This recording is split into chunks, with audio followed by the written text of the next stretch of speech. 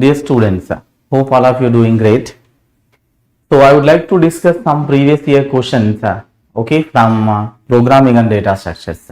Okay, right. So let's see the first question on the screen. This is the first question.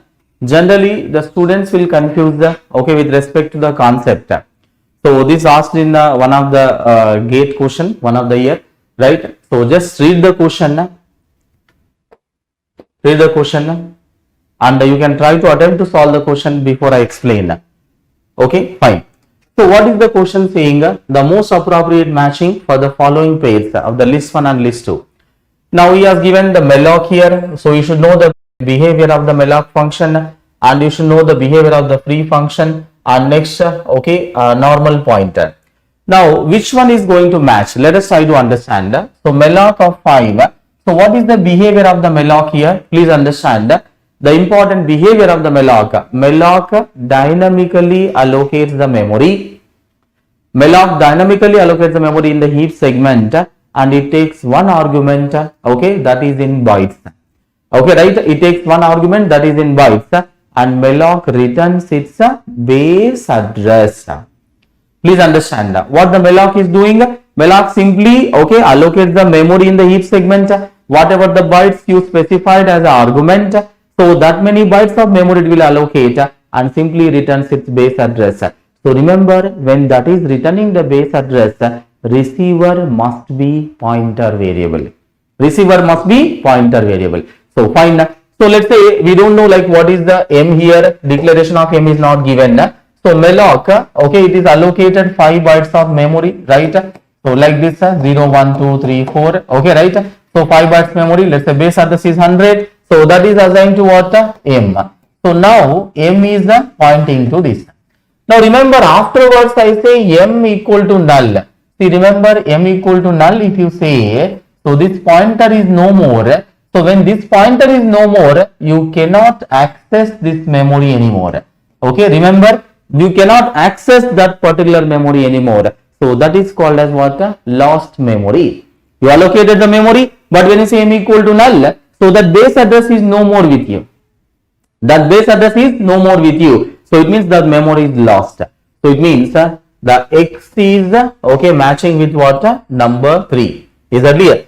So X is matching with number 3, right? So you can eliminate option B here and option A here. Is that clear? X is matching with number 3. So option the answer is between C and D. Next. Now move on to the next. So free of N. So free of N means what? Some memory location is there. Some memory okay was there and let's say it is having some point address 200. Let's say N is pointing to this. Just say imagine. Okay. Now when you say same thing free N means this memory is what? Deallocated. This memory is deallocated. Please understand here. Free function deallocates the memory.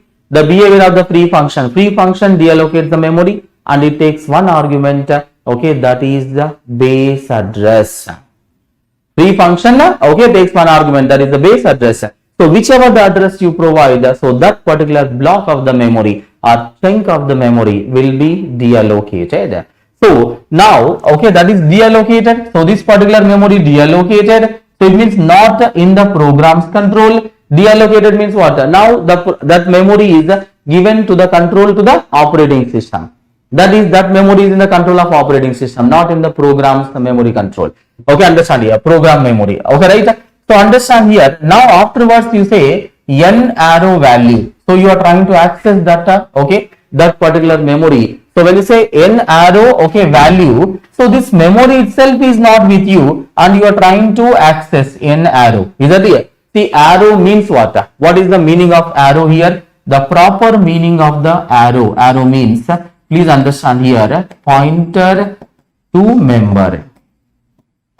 Okay, so this is the proper meaning. Pointer to member, it means the pointer variable. If you want more specific, pointer variable, okay, to member variable.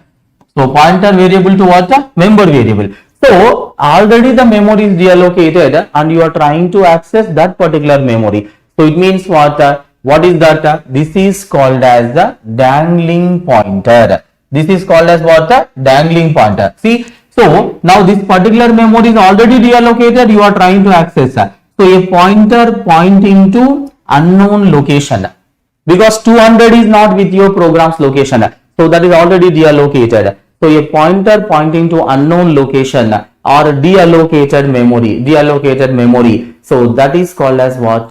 Dangling pointer. Okay, so it means okay, y is matching with what? Dangling pointer. Okay, so you understand here.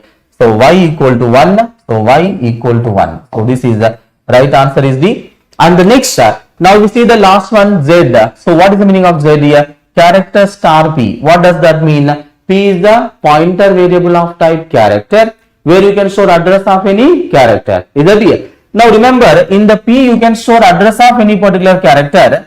See, P is not pointing, it is just a declaration. So you declare the pointer, right? So P is not holding the address of any particular variable, and you are saying star P equal to A. Star P means what? Value at the location P. Value at the location. What is the location? There is no location available. There is no location available. Is that clear? So you did not write any address. There is no address.